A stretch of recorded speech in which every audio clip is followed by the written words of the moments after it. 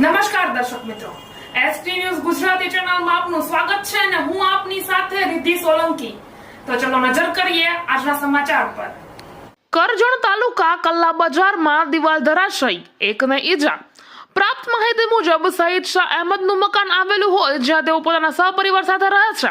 તારીખ 9/11/2025 ના રોજ સઈદ શાહના માતાશ્રી નામે દિવાન મુમતાઝ બાનુ અહેમદ શાહ, ઉંમર વર્ષ 55, તેઓ ખેતમજૂરી કરતા હોય. ખેતમજૂરી કરી ઘરે આવ્યા બાદ અચાનક વાંદરાઓનું ટોળું આવી પડતા મકાનની ઉપર કુદાકુદ કરતા મકાનની દિવાલ ધરાશાયી થતા મુમતાઝ બાનુ ઘરકામ કરી રહ્યા હતા. મુમતાઝ બાનુ દિવાલ નીચે દબાઈ ગયા હતા. તેની જાણ આજુબાજુના રહેતા લોકોને થતા દિવાલનો કાટમાળ હટાવી તાત્કાલિક નજીકની હોસ્પિટલમાં લઈ જઈ પ્રાથમિક સારવાર કરવામાં આવી હતી. પરંતુ મુમતાઝ બાનુ સારવાર દરમિયાન વધુ તબિયત ખરાબ થઈ જતા એમ્બ્યુલન્સ દ્વારા જંબુસર જનરલ હોસ્પિટલ ખાતે લઈ જવામાં આવ્યા હતા. ત્યાં હાજર તબીબે તેમને તપાસતા મુમતાઝ બાનુને છાતીમાં દબાણ તેમજ ડાબા હાથના હાડકાનું ફ્રેક્ચર થયેલ છે તેવું જણાવેલ, જેથી આ ગરીબ પરિવારને ખેતમજૂરી કરીને પોતાનું ગુજરાન ચલાવતા હોય. આ ગરીબ પરિવાર ઉપર દુઃખના ડુંગર તૂટી પડ્યા હોય.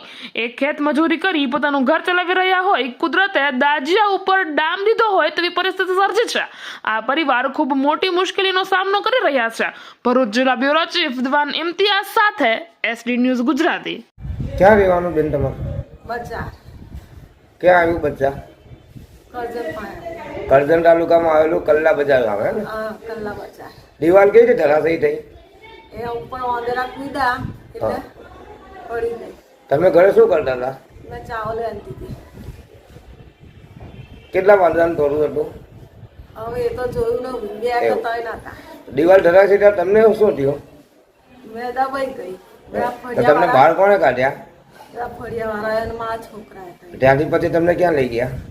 કરજણ. પછી કરજણથી પાલેજ ત્યાંના? લઈ ગયા. હા પાલેજ થી પછી કરજણ. હા, ત્યાંના ડોક્ટરે શું કીધું તમને? તે કઈ નહીં, મને કરજણ લઈ જાઓ. પછી કરજણથી તમને જંબુસર કેવી રીતે લાવ્યા? એ પણ એવું કામ માંડ્યા કે અમારથી નહીં બને. એવું એટલે તમને એમ્બ્યુલન્સ દ્વારા જંબુસર લાવ્યા? હા. એવું. અહીંયાના ડોક્ટરે શું કીધું તમને? અહીંના ડોક્ટરે કે ઓપરેશન કરવું પડશે. શાનું ઓપરેશન કરવું પડશે? હાથનું. શું હાથને ફ્રેક્ચર છે? ભાગી ગયો. બીજું શું કીધું? બીજું કઈ નહીં કીધું. હજુ 2-3 દાડા વાર લાગશે. છાતીમાં દુખાવો છે એવું કંઈ ડોક્ટરે જણાવેલું? ઓવે એની માટે 2-3 દિવસ તમારે રોકાવવું પડશે. ઓવે.